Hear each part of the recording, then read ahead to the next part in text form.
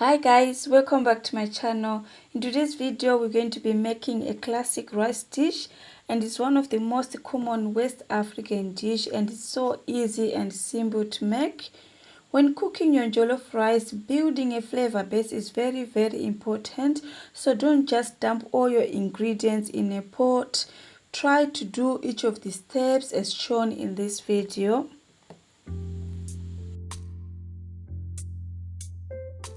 Guys, if you're going to cook this jollof rice for family, including kids, do leave these scotch bonnet chilies out. They are very hot, and if you're that person who doesn't like hot or spicy food, do leave this out. Or only a thin slice just to add a bit of flavor to your jollof rice. You can also use chili powder, just a quarter teaspoon of chili powder. Once you touch it, please go wash your hands and clean all the surface wherever you cut it from. Just go clean it up and make sure even the chopping board, the knife that you use, go wash it. And don't make a mistake of touching your eyes after touching this, because